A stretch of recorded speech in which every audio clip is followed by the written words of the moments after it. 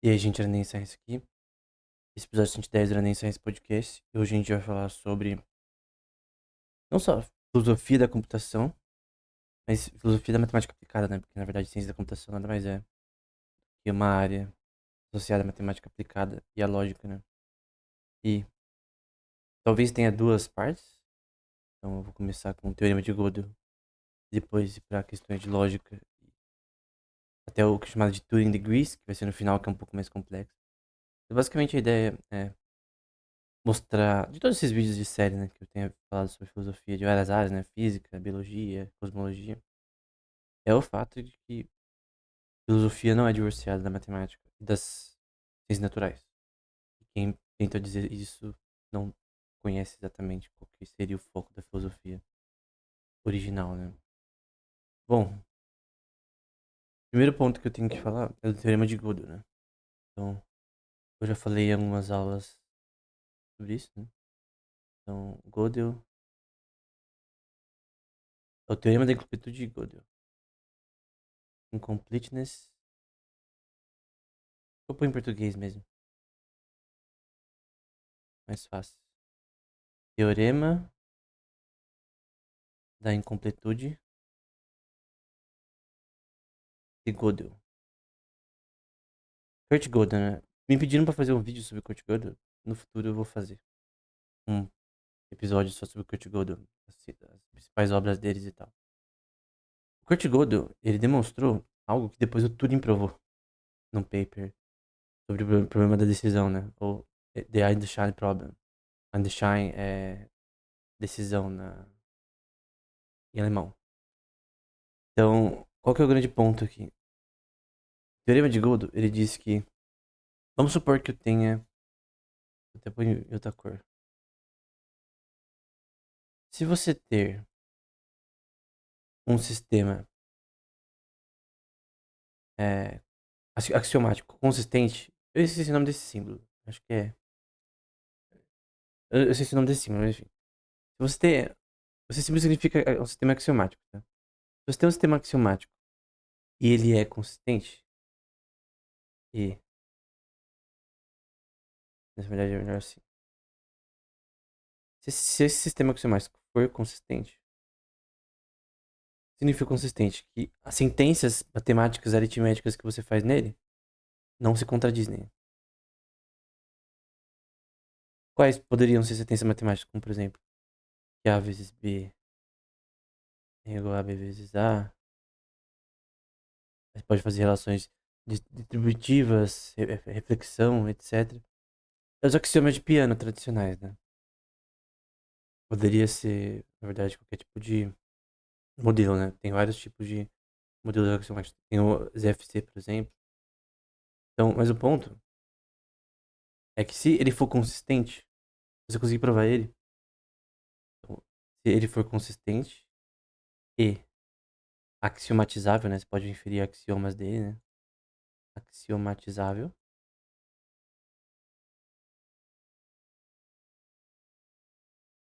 Então segue que,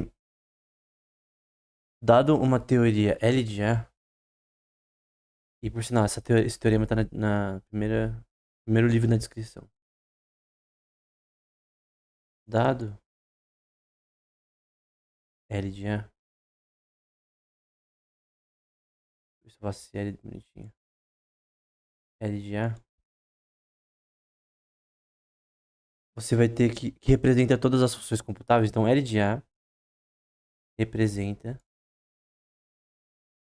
todas as funções computáveis. Porque obviamente tem coisas que não tem como você computar por serem impossíveis de fazer uma computação.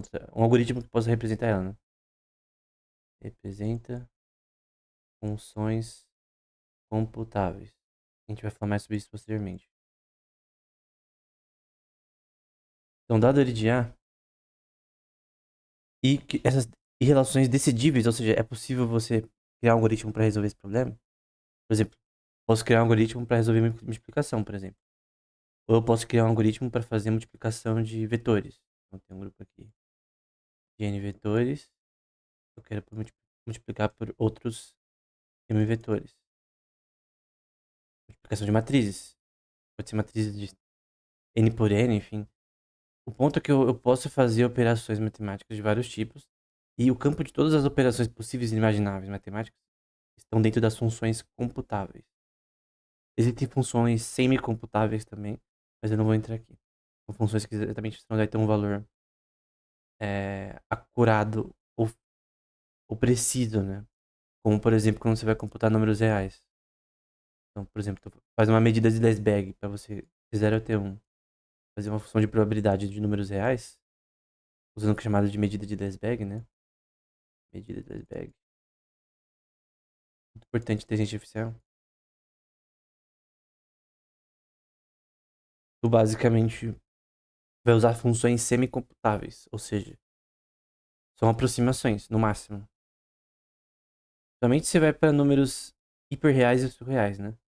E aí é mais ainda complexo você computar isso, tem teoria, você pode computar ou não. Mas a gente tá falando de funções computáveis. Então, dado L de A serem funções computáveis, a gente tem que, se isso segue, então, esse conjunto axiomático, não pode ser qualquer um, é incompleto. O que significa que ele é incompleto? Significa que você pode fazer, criar, demonstrar sentenças que obviamente estão erradas, como a gente vai ver. Só que você não vai errar no formalismo, ou seja, dentro do seu conjunto axiomático você não cometeu nenhum erro. Não é uma questão de um erro é, aritmético.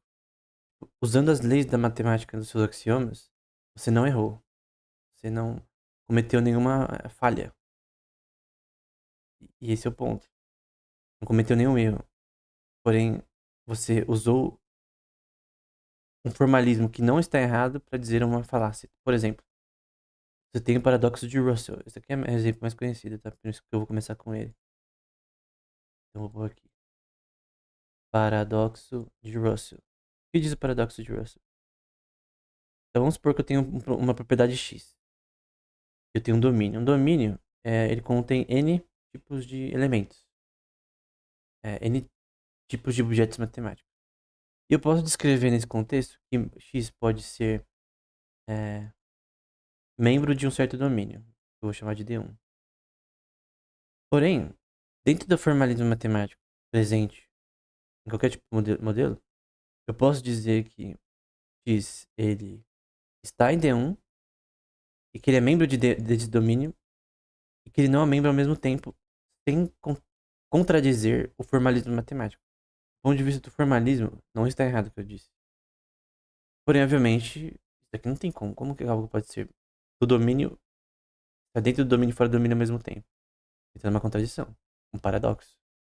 Então, ele demonstrou isso, até associado a um cara chamado Frege, e posteriormente Hilbert, que eles acreditavam que a matemática ela seria um modelo completo, consistente, que a gente poderia provar qualquer tipo de algoritmo dado um problema. Dado um problema que aparentemente é computável, você poderia é, resolver qualquer problema. Só que não é o caso, né? Você também tem o paradoxo de Epimênides, né? Paulo cita nas suas cartas na Bíblia. Também, né? Mas originalmente não é de outro texto. Ele diz que todos os cretenses são bestas ruins, mentirosos, né? Até Paulo fala na Bíblia que esse relato é verdadeiro, né? É interessante que Paulo fala que esse relato é verdadeiro. Todos os cretenses são bestas ruins, é, mentirosos, né? Gostavam apenas de encher o próprio bucho, né? Parafraseando. Aí Paulo diz, esse relato é verdadeiro, mas do ponto de vista do Epimênides, o Epimênides, ele era cretense.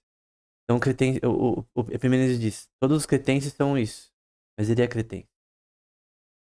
Logo seria cretense. Então, assim, tendo um paradoxo, né? Como assim? É, você diz que todos os cretenses são mentirosos, mas você é cretense. Então o que você diz pode ser mentira. Então, entendo um paradoxo. Obviamente, esse paradoxo não faz sentido do ponto de vista gramático, porque, obviamente, o Epimênides está se excluindo disso. Obviamente, Epimênides ele se exclui. Ele está dizendo, os cretenses são. Ele diz que literalmente todos os cretenses são? Não. A maioria dos cretenses são. Obviamente, talvez tivessem cretenses que primeiro desconheciam na sua vida, que conhecia e que estavam vivos, e que não eram assim. Seria impossível você dizer que todos são assim. A questão é, ele está se excluindo e ao se excluir também talvez tenha as pessoas que se excluem. Do ponto de vista gramático, o paradoxo de Epimênides não é nenhum paradoxo. Mas esse paradoxo, ele levanta um ponto importante, né? Que você pode, às vezes, criar uma contradição usando a linguagem. Outro paradoxo se chama paradoxo do mentiroso, né? Eu vou colocar aqui como liar paradox. Basicamente, você fala, é mais ou menos assim: essa sentença é falsa. Eu estou dizendo, esta sentença é falsa. Eu estou afirmando que essa sentença é falsa. É...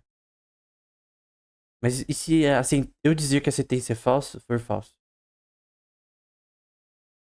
Então, como assim? Se é falso que eu estou dizendo que essa sentença é falsa, então como que eu posso provar se ela é falsa ou verdadeira? Se ela for verdadeira, ela é falsa, mas se eu dizer, se eu já estar dizendo uma falsidade, então, enfim, você entra num looping. Obviamente esse looping, ele é permissível dentro de um modelo axiomático. Eu não creio que seja um problema para um modelo axiomático. Sabe por quê? Porque, a não ser que seja por ignorância. Por exemplo, qual que é a questão do paradoxo de Gödel que as pessoas não entendem? Tu pode identificar o paradoxo de Russell.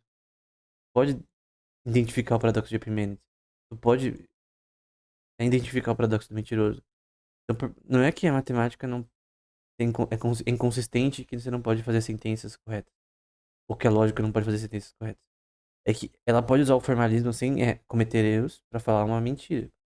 Mas tu pode identificar essa mentira contanto que você não tenha ignorância sobre esse fato, né?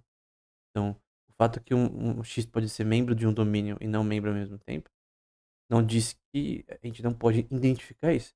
O fato que você pode identificar um paradoxo e uma falácia nos diz que o paradoxo, perdão, que o teorema de Gödel, ele é uma verdade, mas não necessariamente algo tão ruim quanto as pessoas pensam. Porque tem outra implicação disso. Essa aplicação da lógica, né? Tem a aplicação computacional. A gente vai entrar nessa questão. É, tem outra proposição aqui, que é o livro diz em questão que está na descrição. Se esse valor, eu tenho com o Christopher Symbol, mas eu não sei o valor. Se o sistema se esse sistema é axiomatizável, né? Axiomatizável. E além disso, ele é completo. Só corrigir aqui. Seria axiomatizável. Por consequente, ele também é completo.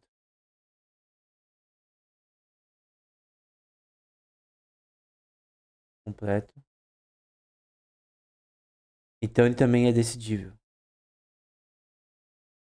Então, só corrigir aqui que eu tô com o mouse. É difícil escrever. Então, é decidível. O que significa que um sistema, do ponto de vista computacional, é decidível. Decidível. Um exemplo simples. É, uma adição, ela é decidível?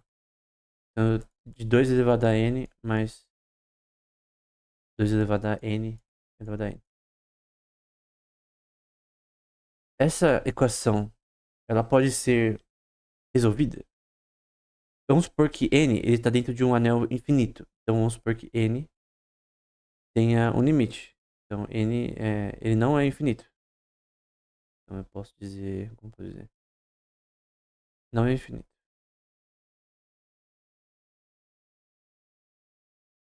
Tem outra forma de dizer, né? Se não me engano é assim. Mas eu não vou entrar nisso. Então n ele é finito. Ele não é infinito no caso. O que significa isso? Que até determinado ponto eu posso computar esse valor. Obviamente eu não posso computar n igual a infinito, mas eu posso fazer essa relação até certo ponto. Então até certo ponto essa função ela é computável, certo? Vamos supor que n sejam números naturais. Então n está dentro dos números naturais e eles são computáveis, está dentro dos números inteiros e tal. Tem funções que não são computáveis, por exemplo. Vou colocar primeiro uma função mais difícil. Multiplicação de matrizes. Então vamos supor que eu tenho aqui uma matriz M por M. Deixa eu só fazer mais bonitinho. Então vamos supor que eu tenho uma matriz M por M. E eu vou fazer vezes outra matriz N por N. Na verdade, acho que N por M, vai. N por K. Ou seja, eu tenho um conjunto matricial com N número de valores, né?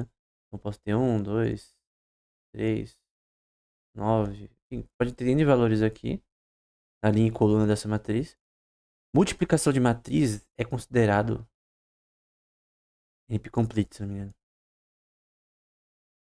Tá dentro da classe NP, em alguns aspectos. Ou, ou seja, é um problema que é difícil de se realizar, por incrível que pareça. Quando você aumenta essas matrizes para números maiores, tá? A multiplicação de matrizes é algo um pouquinho mais complexo que normal, do que adição, por exemplo. Quando você aumenta o input n a números estratosféricos. Agora você tem um problema um pouquinho mais complexo, que é o problema do caixeiro viajante, né? O Traveling Salesman. O que ele diz?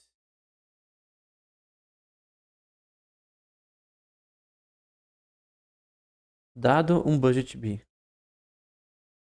que é o orçamento. É, um budget.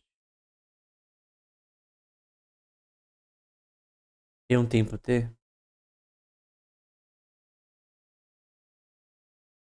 percorra N cidades,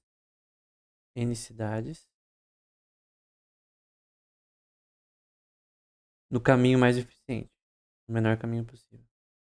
Vou colocar assim, em minimizar um, um grafo V de X. Então você tem um conjunto de vértices que compõem as ruas da cidade, etc. E dado N cidades, você tem que percorrer um caminho no tempo T com orçamento B, que é o menor caminho possível, dentro de um certo gráfico. Então, o grande ponto é que esse problema também é chamado de NP-complete. Ou seja, tu sabe que existe uma solução, mas você não sabe qual. Eu só vou corrigir aqui que a anotação correta é V e E. Para vértice e edge. Para aresta e vértice. Então você tem um gráfico V de E e você quer minimizar esse gráfico. Então é um problema difícil, que não tem solução no momento. Porém, ele é considerado um problema decidível. O que significa que é decidível? Existe uma solução para ele. Você pode criar um algoritmo para provar isso. Tem algoritmos para provar que o Traveling Salesman é possível de realizar. Por isso é chamado de NP-complete. Tem problemas chamados NP-hard, que é um pouco mais difícil de você realizar. Até um tempo atrás, eu recomendo muito que você veja o filme Traveling Salesman. Vou deixar na descrição.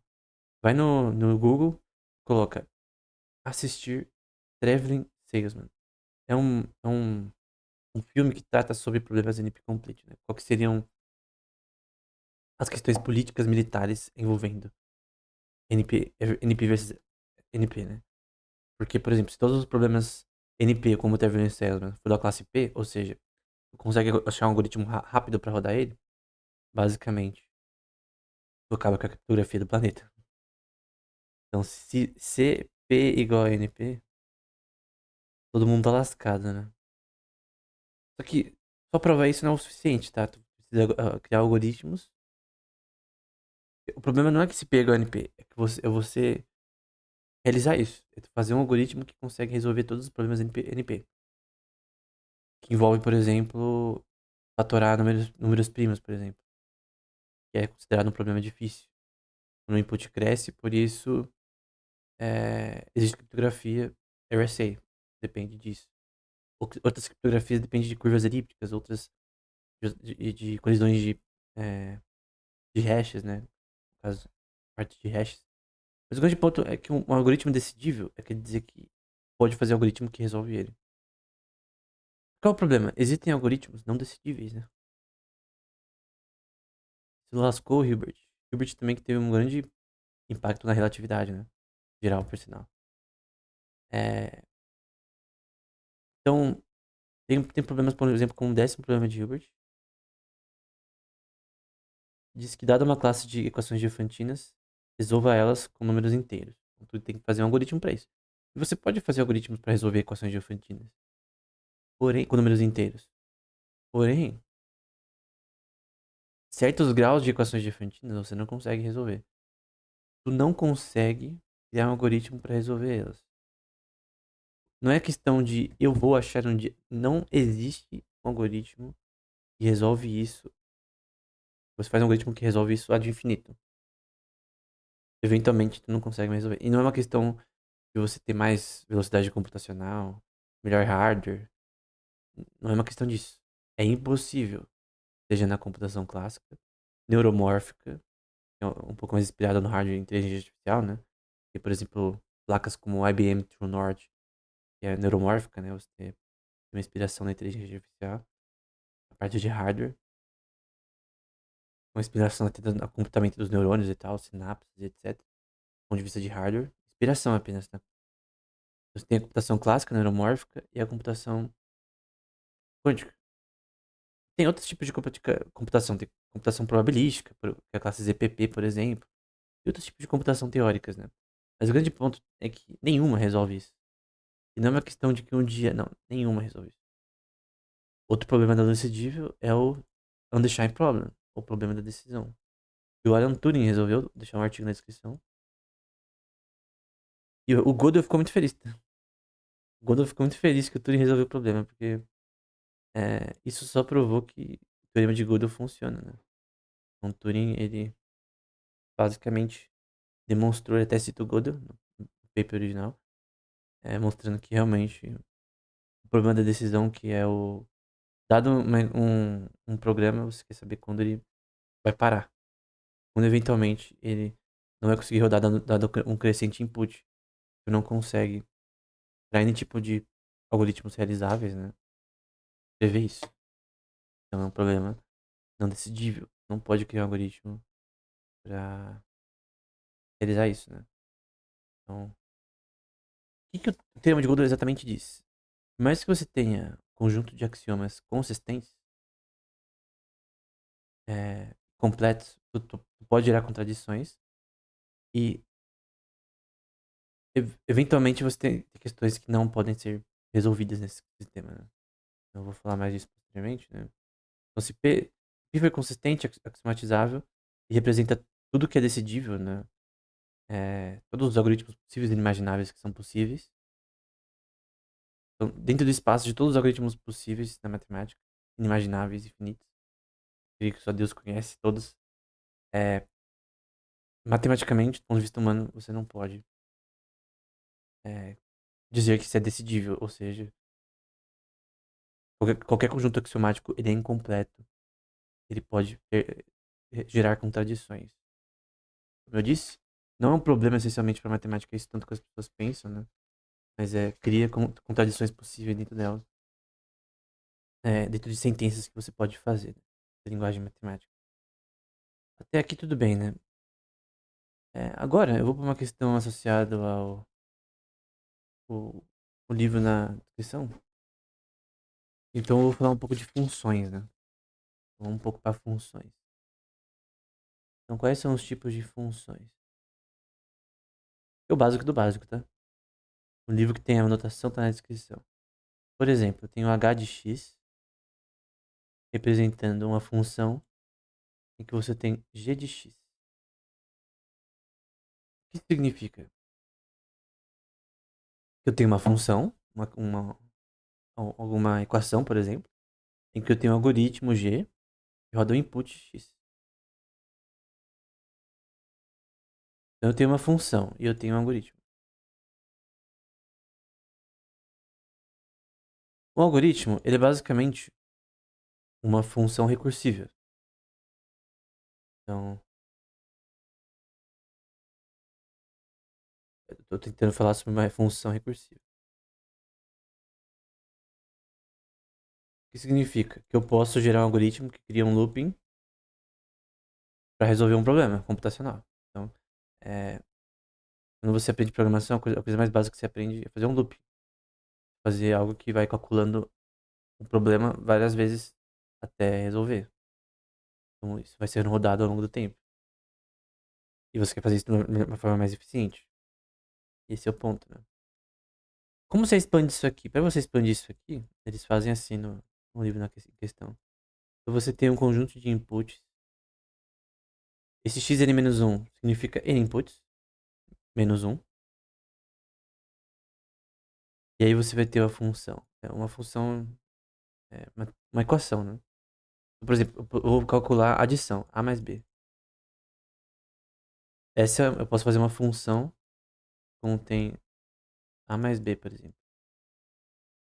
Tem a representação dessa função. Então, a função é nada mais é do que o que você está fazendo. E aí você vai ter a função, vai conter o input, né, na prática. E aí você vai ter G0, inicialmente. Como é que só ficou sem meu ouvido, literalmente. G de 0. Aí você vai ter N inputs. X N menos I. E aí você vai ter isso. Vários grupos de algoritmos dentro desse contexto. Então a gente está falando agora sobre N algoritmos. Esse é o espaço geral de algoritmos que existem para um dado problema, né? Xk-1. Então esse Xk-1 é N algoritmos. Vou falar que, por exemplo, K é igual a 1. Ou é igual a 0, por exemplo. Não, K é igual a 0. Então esse aqui é o G0. Depois eu tenho o G1, G2, até Gn, ou GK no caso. Eu tenho K algoritmos. Então, GK-1 são K algoritmos. Então, eu tenho K algoritmos, esses K algoritmos vão ter N inputs em cada um deles. Começando com G0. Se G0 tem X até Xn-I, então o G1 vai ter também o input dele, e assim sucessivamente. Aqui é uma representação da linguagem matemática do espaço de funções recursivas computáveis. Então você pode fazer algumas operações nesse contexto. Pode fazer, por exemplo. Essa aula também é muito importante para quem não entende nada de ciência da computação também. De algoritmos. Você pode, por exemplo, fazer uma maximização de x e y. Eu posso fazer uma minimização também. O ínfimo e o supremo eu posso pegar dessa função. Eu posso pegar, por exemplo, o ínfimo de x e y. Eu posso pegar o supremo. A parte mais elevada de uma função e a parte mais baixa no ponto de vista de lower bound. Então vou entrar aqui. Tu também pode colocar em outra cor aqui. Fazer uma função contendo um vetor.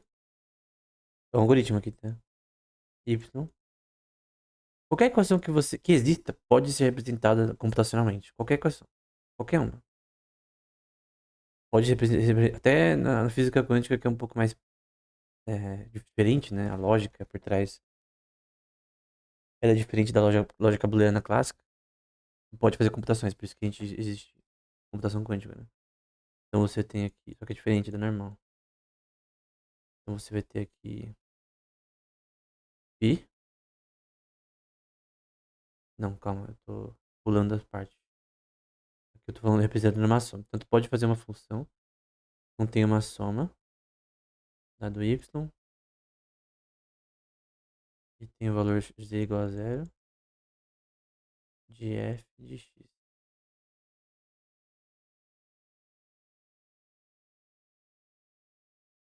E aí você pode ter outra representação disso. Você tem h de x. E aqui você tem um produto, né? Esse valor aqui chama. Esse pi gigante significa produto. É uma multiplicação. É uma multiplicação de vários fatores.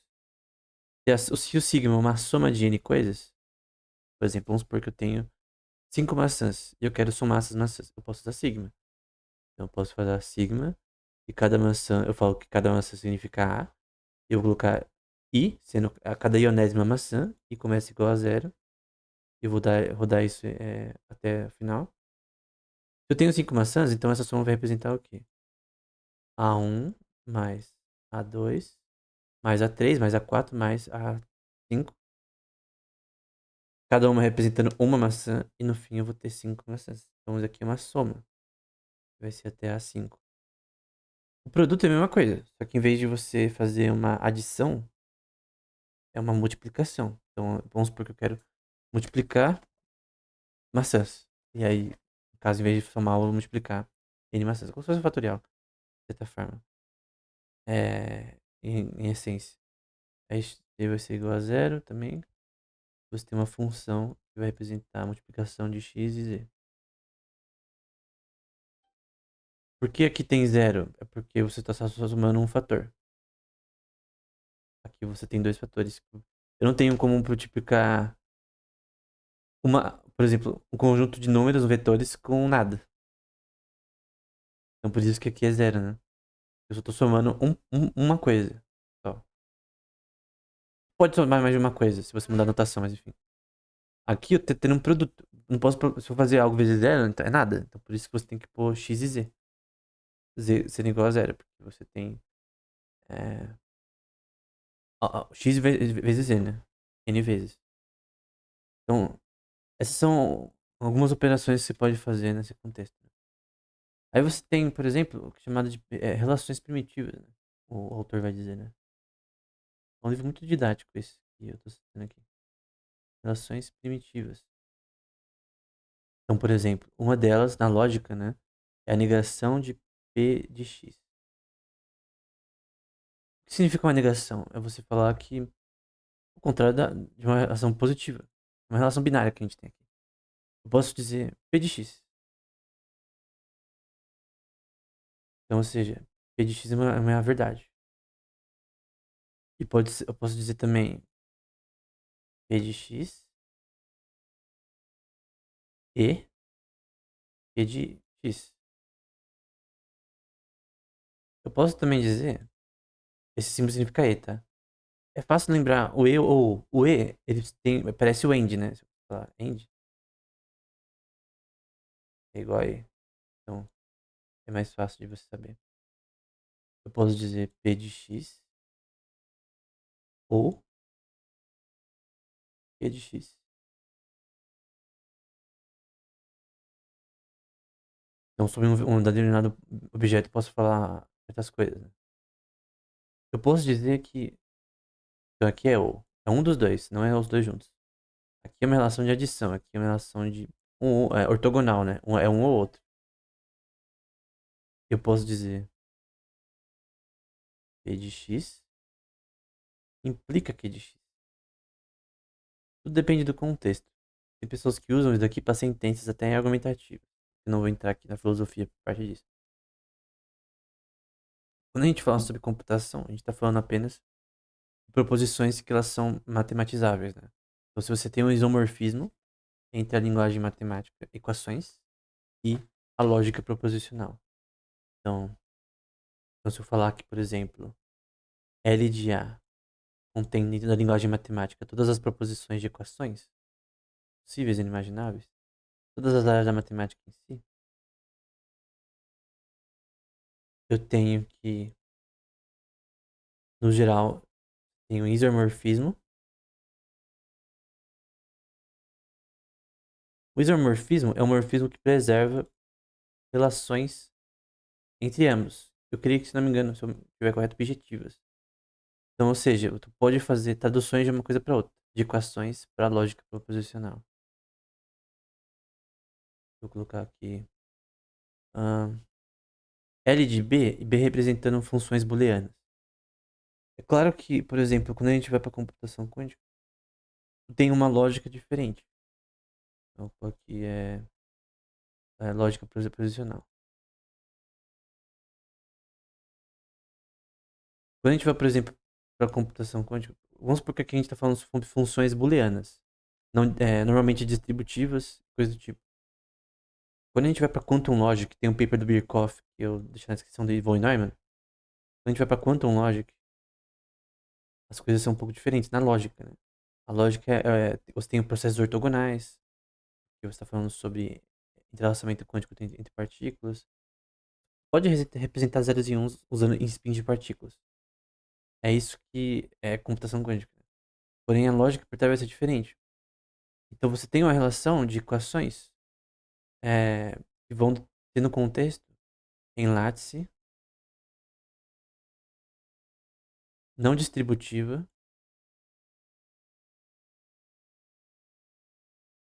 não comutativa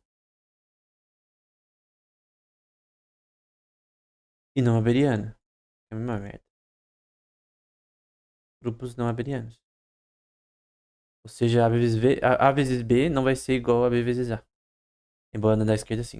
Então, você tem um isomorfismo entre a linguagem matemática que representa equações na parte quântica e lógica proposicional, só que vai ser uma lógica proposicional diferente. Por isso que a computação, do ponto de vista lógico, a lógica por trás da computação quântica, ela é necessariamente diferente, uma questão física, do que a computação clássica. Porém, você só usa uma lógica diferente, é um contexto diferente. Então, existem diversas lógicas e aplicações para lógica diferentes. Por exemplo, tem uma coisa chamada lógica causal, que eu falei sobre no curso de inteligência artificial geral no canal. Essa lógica causal é sobre sete causais aplicados para robótica.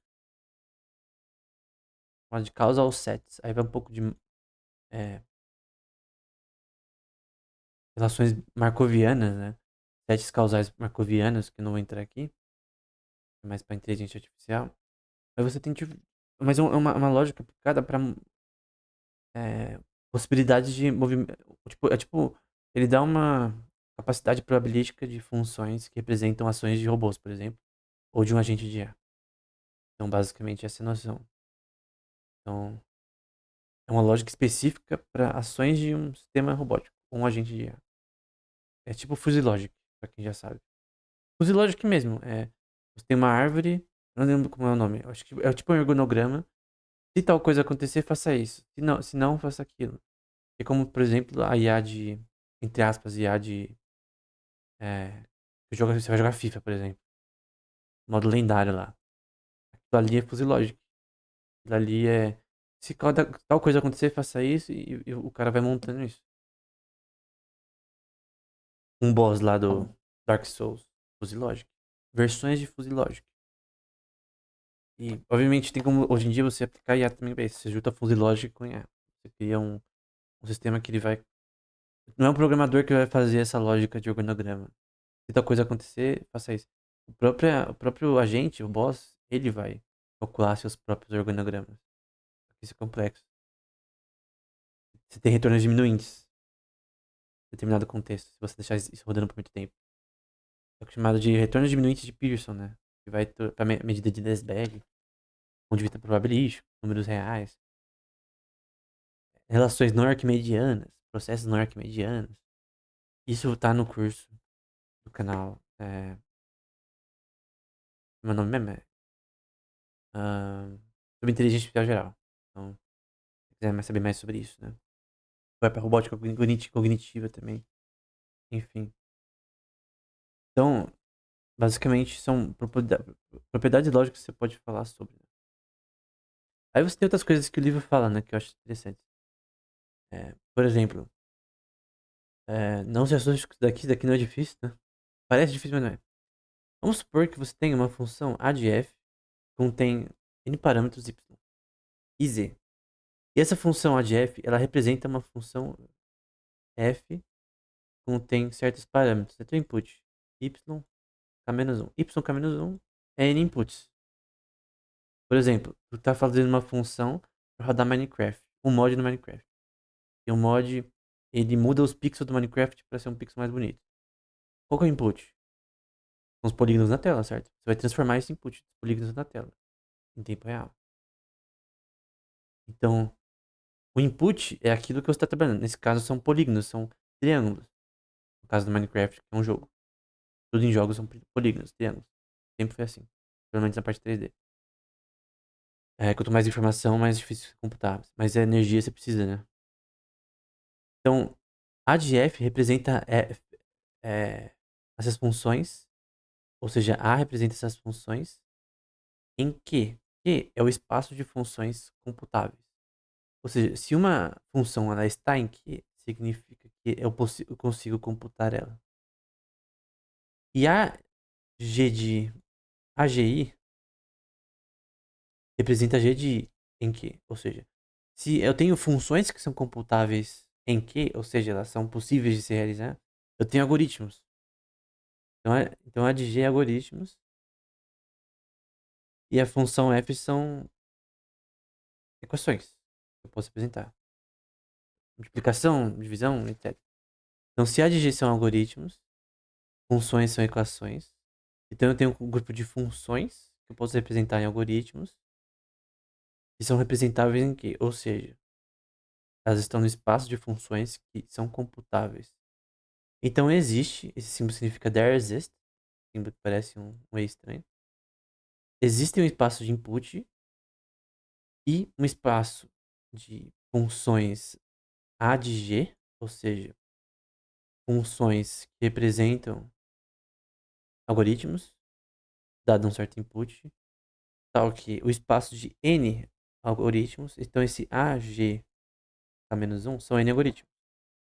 Começa com AG de 0, AGK igual a 1, 2, 3, etc. Então são N algoritmos. Então existe um input em que você vai calcular, na verdade é um próprio output, na verdade. O output que você vai calcular algoritmos, porque vai ter N inputs, tal que eles são representados no espaço de função computáveis, que é esse H de x. Ou seja, dado um certo input, você sempre vai ter um espaço de funções de outputs computáveis. Isso descreve tudo que pode ser computado matematicamente. Existem funções não computáveis? Sim. Exemplo, na economia, o cálculo econômico. O cálculo econômico, ele não é representável em quê? Talvez essa seja a aplicação mais simples de entender.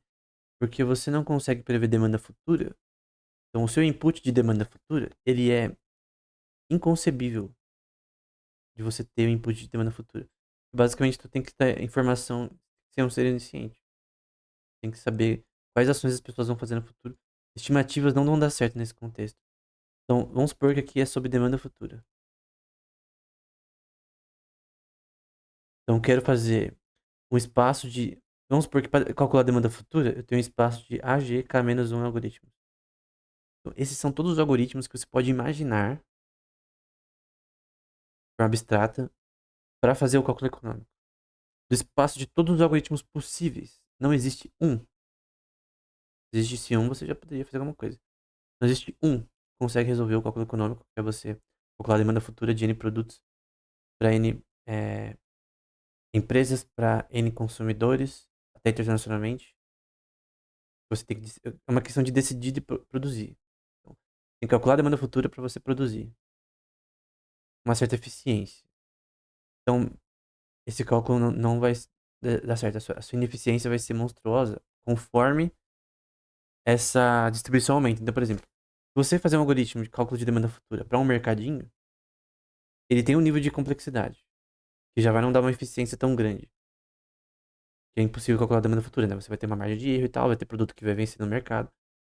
Se você expandir isso para toda a economia, basicamente pegou um problema que já era difícil no mercadinho pequeno de bairro e você está criando um espaço de função computáveis e, dado o input, a margem de erro cresce cada vez mais. Ou seja, quanto mais você cresce esse cálculo econômico, mais ele é incomputável. Então essa é talvez a melhor forma de explicar. Daqui a gente pode entrar posteriormente. O teorema SMN. Bom, esse negócio de representação em que você tem uma função, ela é representável em que?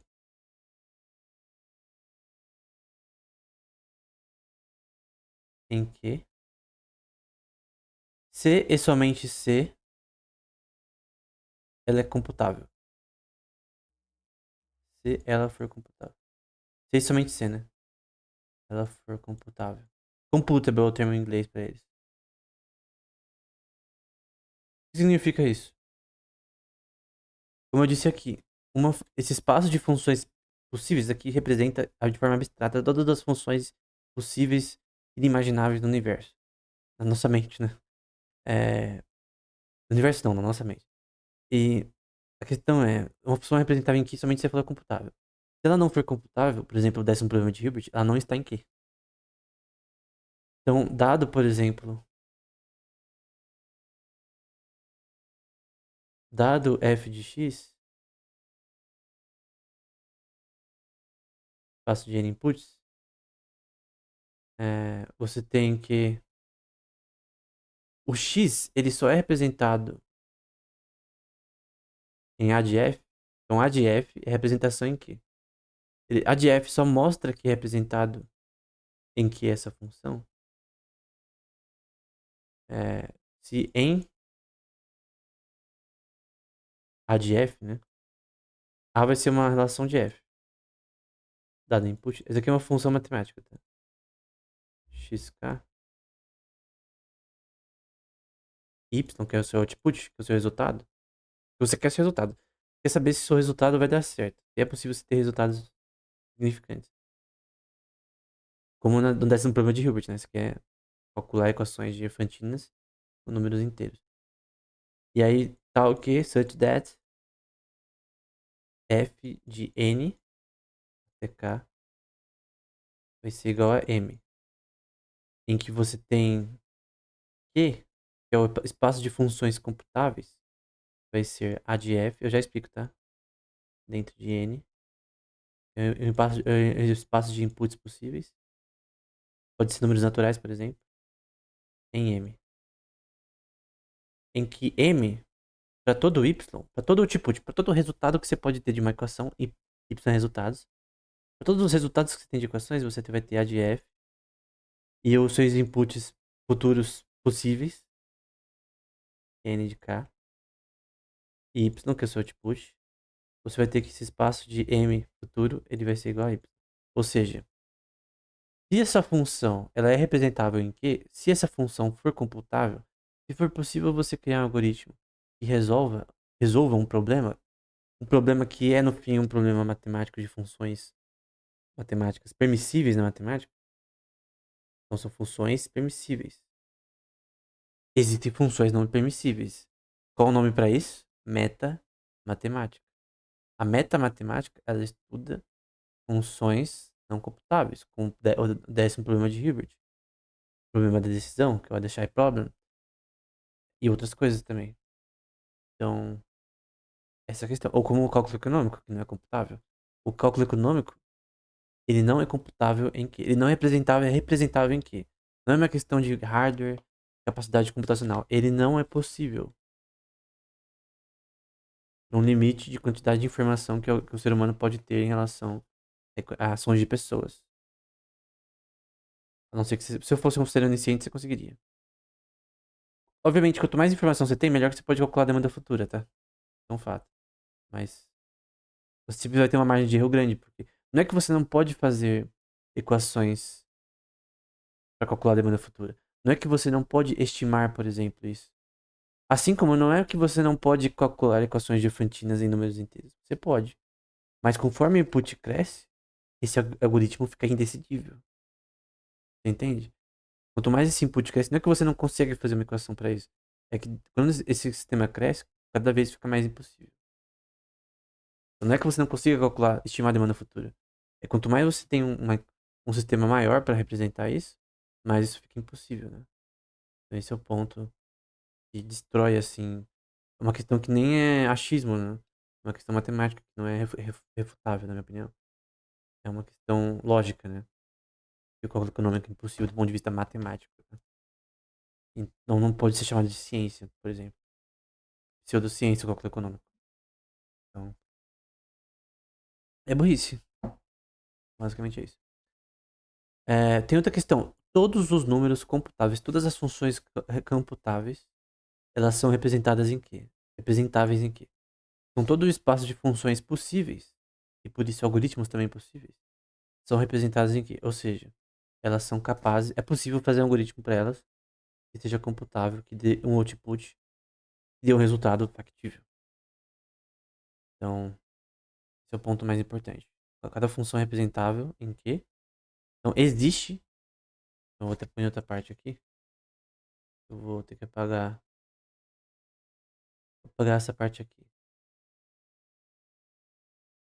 Então, o que significa, né? Vou apagar aqui. Isso significa que existe. Se essa função for representável o quê? Existe A desse input, K dando um output Y. Tá o quê? Search that. Esse CST é search that, tá o quê? Que ele implique A de F, então uma relação de função, tá o que? O meu input futuro, qual que seja, qual seja, né?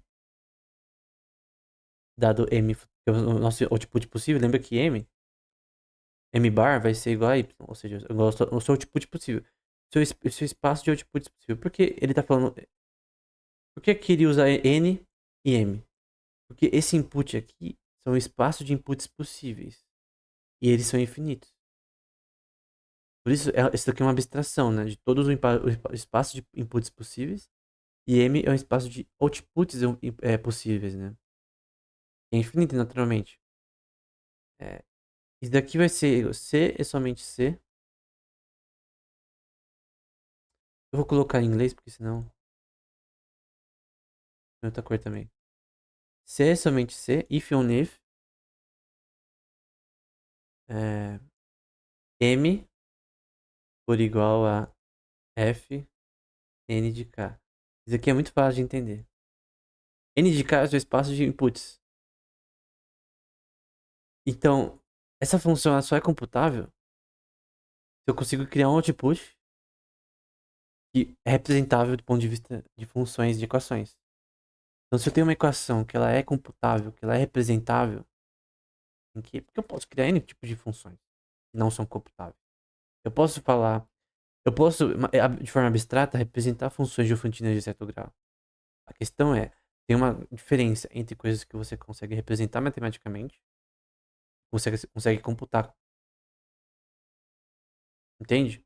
Eu posso, por exemplo, fazer uma função que tenta calcular o problema de Hilbert,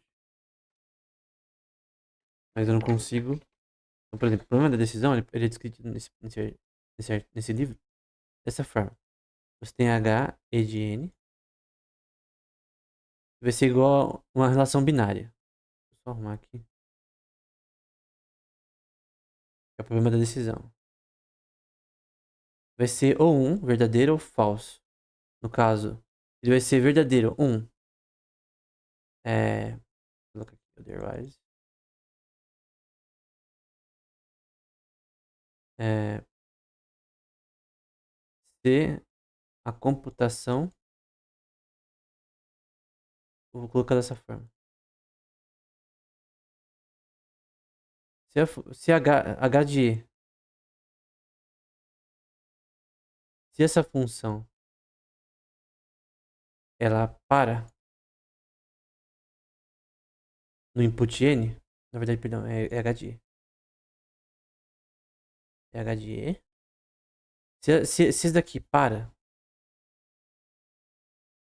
num certo input N,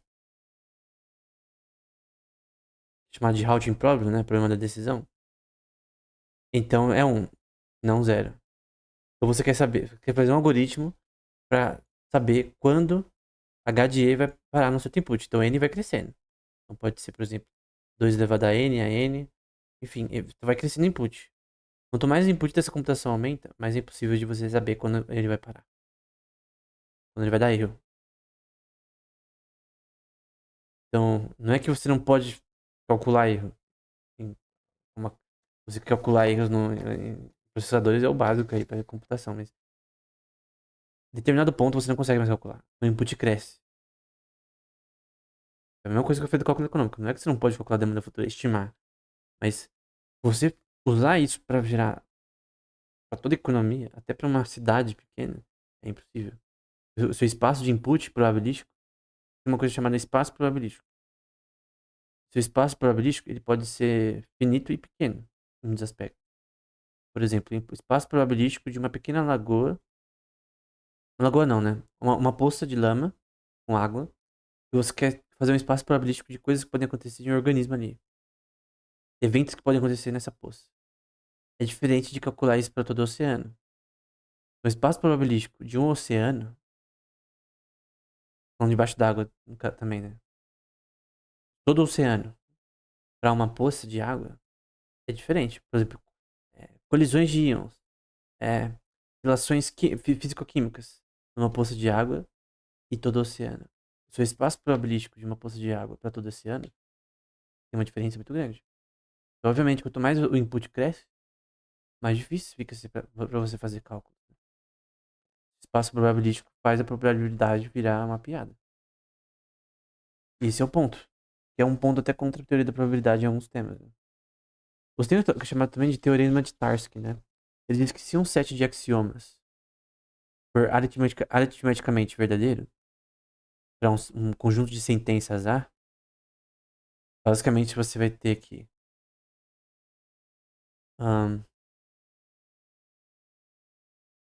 você pode dizer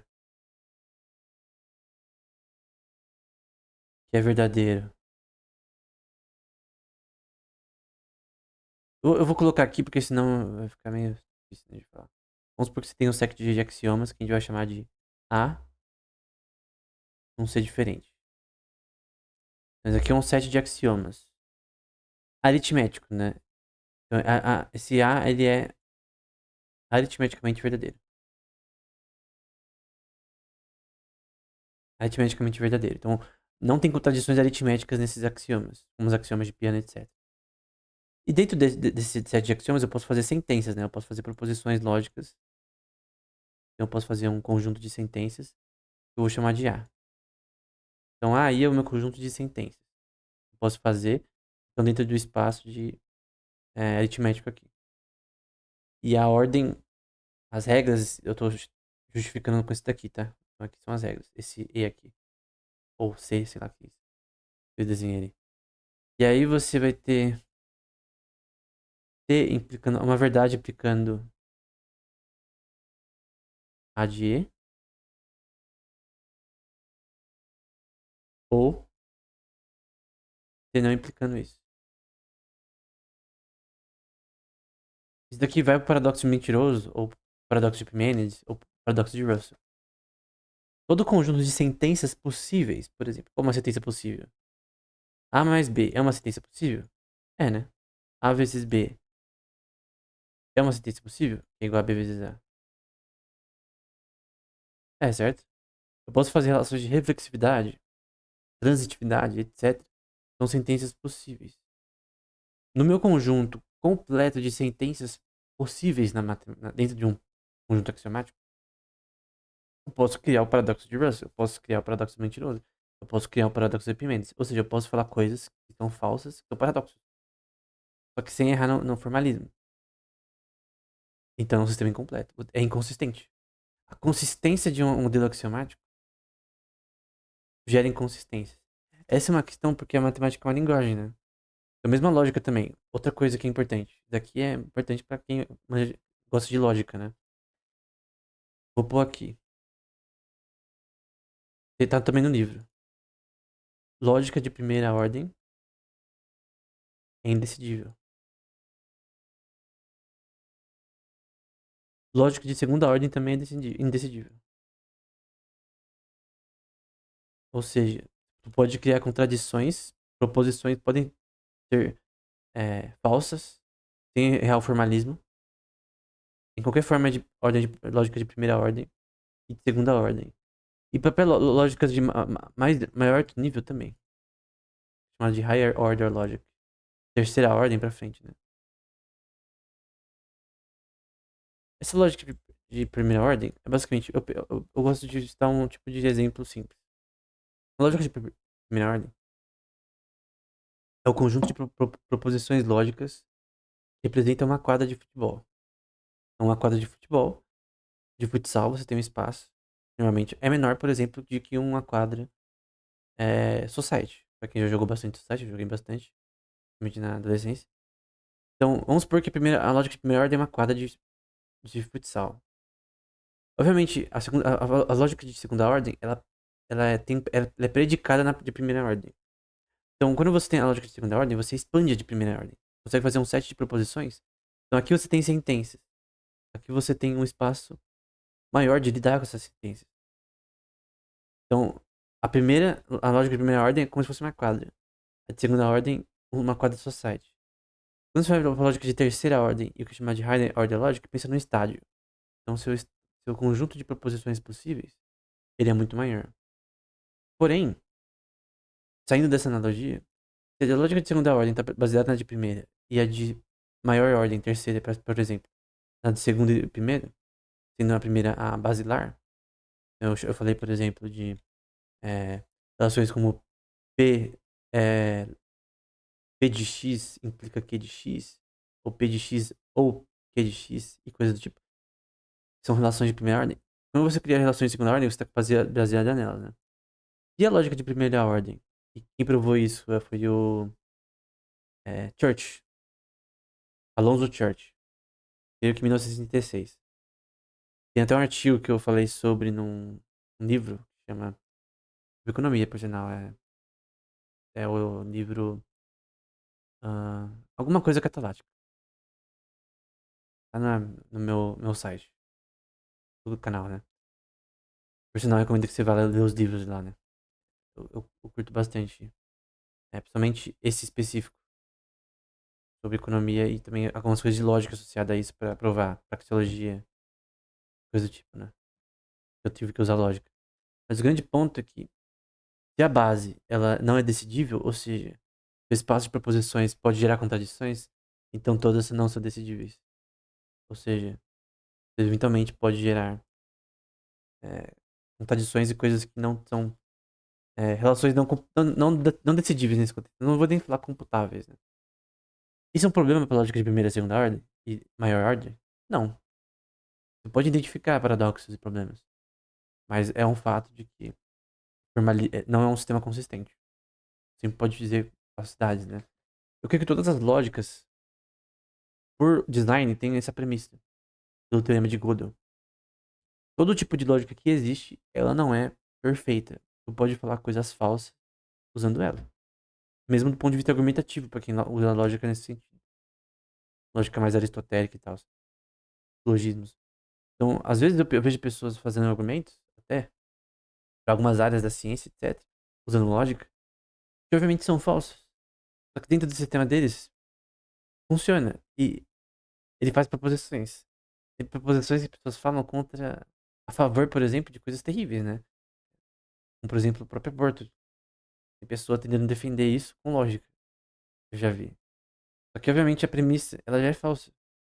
Primeiro, que tem uma premissa que é baseada em neurociência e moralidade. E quando eu vejo uma pessoa usando lógica pra falar sobre algo nesse sentido, provando algo que é hediondo, né? Tentando provar que algo é moral, não tem problema. É, forma hedionda, usando lógica, negando a própria neurociência, né? Então você tá negando algo, um fato verdadeiro, no caso, o feto, ele já é vida. As primeiras semanas, a primeira semana e meia já é. Poderia dizer na primeira semana, poderia provar isso.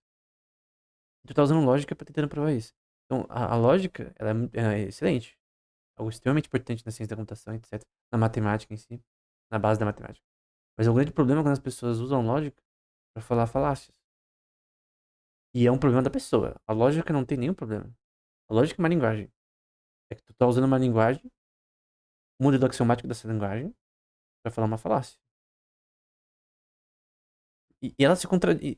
E a sua falácia, ela se contradiz. Porque quando você tá falando sobre proposições sobre a realidade, né? Sobre física, sobre química, etc. Tu se contradiz.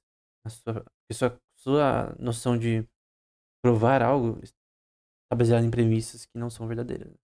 Obviamente você já se contradizem por si só. Então o problema em si não é a lógica, o problema é como as pessoas às vezes usam ela de forma incorreta, gerando contradições, onde é possível gerar contradições usando ela, pelo teorema de Gödel, né? O computador de Gödel, que é dividido em dois, né? Tem outras questões que eu poderia falar agora. A gente já pode, por exemplo, entrar em Turing Degrees. Eu tenho aqui anotações sobre Turing Degrees. É o tema que, na verdade, é o primeiro tema que eu queria falar, mas eu queria falar sobre essa parte que é um pouco mais fácil, né? Turing Degrees é mais difícil, né? Eu queria deixar pro final. Porém, eu acho que é melhor deixar pra amanhã, né? Porque a aula está ficando grande, né? Então eu creio que poderia deixar isso aqui com 3 horas, que seria o que ficaria, talvez. Só que eu acho que é até melhor pra vocês assistirem, né? De eu dividir essa aula, né? Então, na próxima aula, eu vou falar primeiro um pouco, terminar essa parte de questões associadas a problemas de lógica, né? Como, por exemplo, o teorema Loehr-Skolling, o teorema de Tenenbaum e outros teoremas que são relevantes. Terminar essa parte de lógica de primeira, segunda, terceira ordem. E depois a gente vai para Turing Degrees. E talvez eu fale um pouco sobre lógica intermediária, né? Só que o problema é que se eu falar de lógica intermediária, talvez essa aula demore muito para terminar, né? Mas para não demorar tanto essa aula, é melhor eu terminar já. Só quero falar um pouco sobre o teorema SMN, né? Então você tem aqui que para cada par de números naturais, NM, então N e M estão dentro do conjunto de números naturais. O que são números naturais? 1, 2, 3, etc. Números inteiros, por sinal. Existe um conjunto de funções recursivas primitivas, funções computáveis, funções que são chamadas de SMN, em que MN estão dentro dos números naturais, então são números naturais. Aqui são índices, né? S tem índices, né? É uma função que tem índices em números naturais. Só que para cada sequência E, A0 até AM-1, então vamos lá. AM-1 é um espaço que contém números naturais M. Então eu tenho um conjunto de números naturais M, perdão, M-1. Então aqui é o espaço de função de input de M, números naturais do índice. E aí eu tenho também o espaço de N, né? Que vai ser Y0 até N-1. Nós temos que, então você vai ter uma função I elevado a N, contendo essa função Sm de N, contém E, é uma sequência. E é uma sequência. Então, é uma sequência de coisas. E essa sequência está aplicada para todos esse ambiente. Então, você tem uma sequência de números inteiros, números naturais. Começa com A0 até AM-1. Então, o que é essa sequência? É uma sequência de números naturais. 1, 2, 3 até infinito. Embora a gente pode dizer que isso daqui é um conjunto finito, já que a gente quer falar sobre funções computáveis. E, obviamente, os números naturais, eles são enumeravelmente computáveis. Eu vou entrar na próxima aula, talvez. E, além disso, você tem isso elevado a expandindo para os números naturais de n-1, yn-1, que é essa parte aqui. Então você tem duas sequências. E no fim isso vai gerar uma função que vai ter uma soma da sequência. Então isso aqui é uma soma da sequência que vai conter o que nessa soma da sequência? Um par. Um par de números naturais, que vai ser A0 até A1, AM-1 e Y até YN-1. O que significa isso? Eu posso computar pares de números naturais de forma recursiva e uma sequência deles, dos números naturais. Obviamente, se a gente vai para números reais, surreais, hiperreais, a gente está falando uma adição nesse contexto, também pode fazer isso. Só que vai ser um pouco diferente essa computação na prática. O algoritmo, para isso, eu até falei sobre isso no curso de inteligência artificial geral, um pouco mais complexo. Mas o grande ponto é que esse teorema é associado a pares de sequências e computações para pares de sequências. E que isso, em determinados contextos, né, você pode ter para números. Isso aqui ele falou de números naturais, mas poderia ser números reais, números irracionais, Não números complexos, por exemplo. Números complexos, a sequência deles não permitiria essa adição, na minha opinião. Então, não poderia ser computado dessa forma. Então, em números naturais, reais, qualquer forma de números enumeráveis. Eu não sei exatamente. Eu não conheço nenhuma prova de que números surreais e hiperreais são completamente numeráveis. Até porque, no momento que você tira de números naturais para números surreais e hiperreais, até reais, tem que usar funções semi-computáveis. Porque, por exemplo, π começa com 3,14. Ele é infinito. Então, qualquer computação usando números naturais até de 0 até 1 são, trata-se de números que eles são sequências infinitas. São números não comensuráveis, né? Você não pode fazer uma razão entre números inteiros com eles, como são os números irracionais.